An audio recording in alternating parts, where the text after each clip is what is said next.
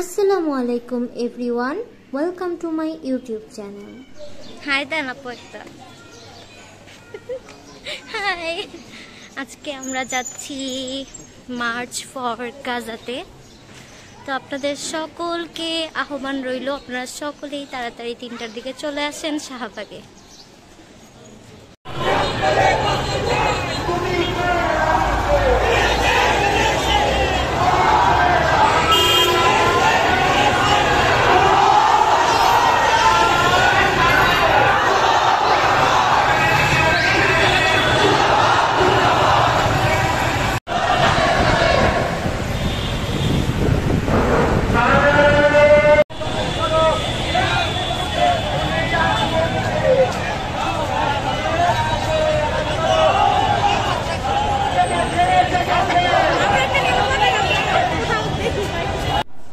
এখানে আমি পতাকা হাতে নিয়ে উড়াচ্ছি, কারণ আমি ফিলিস্তিনকে সমর্থন করছি, কারণ ফিলিস্তিনেরই বিজয় হবে, এটা আমরা সবাই জানি।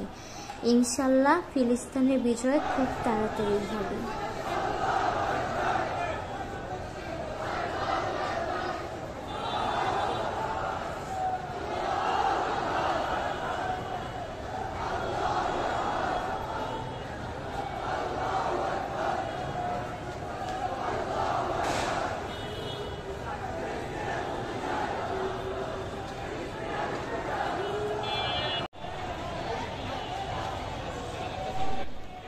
এখানে একজন লোক এবং তার পিছনে আরেকজন লোক বাচ্চা হাতে নিয়ে রক্তাক্ত অবস্থায় দাঁড়িয়ে আছে।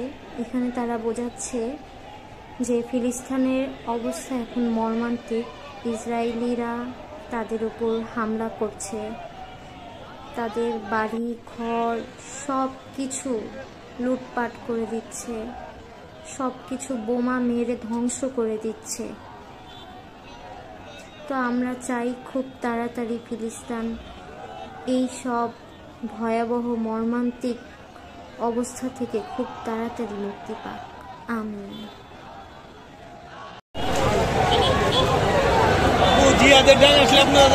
ইনশাআল্লাহ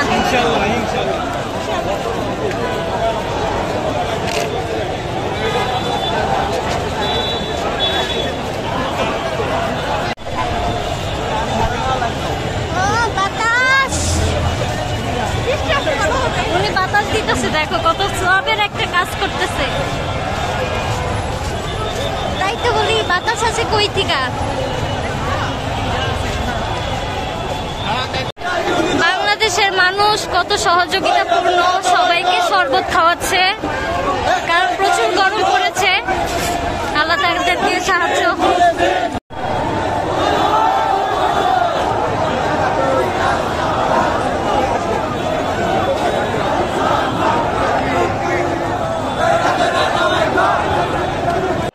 শাহবাগে ফুলের বাজারের সামনে এসে এমন একটা অবস্থা হয়েছিল যে পুলিশ আমাদের আর সামনেই যেতে দিবে না। তারপরেও অনেক কষ্টে এরপরে আমরা সামনে যেতে পেরেছি। আমি বাসা থেকে একটা প্ল্যাকার্ড বানিয়ে নিয়েছিলাম, সেখানে লেখা ছিল, if you don't end the war will end us, stop war, save Palestine.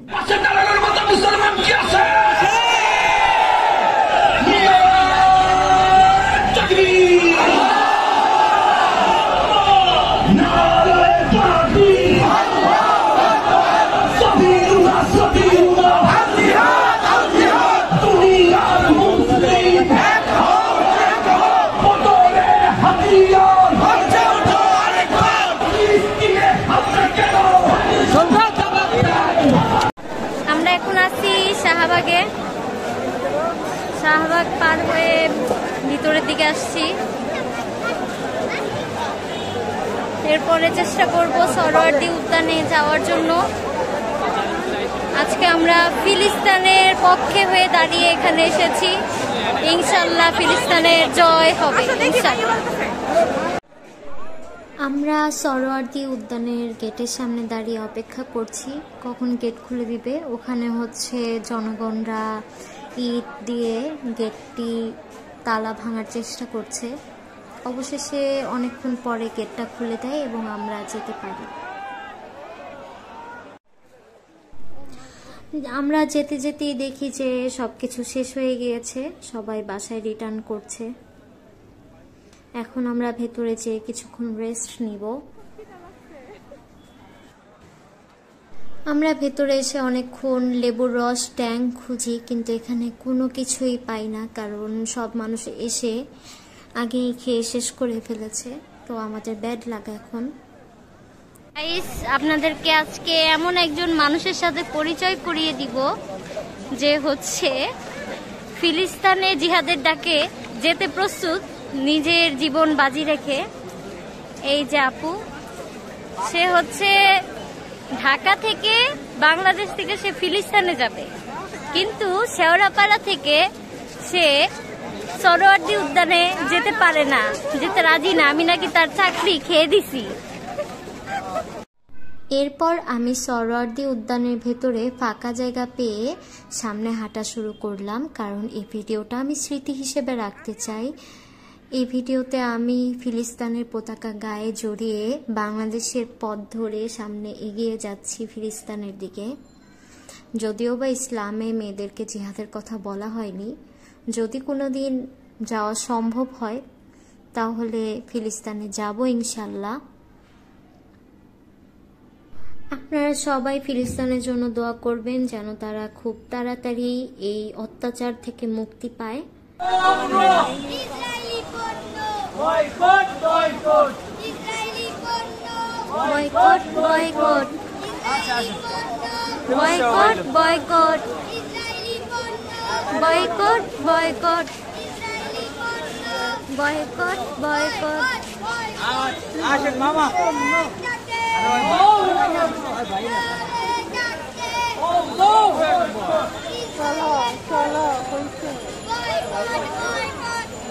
Israeli পণ্য বয়কট বয়কট।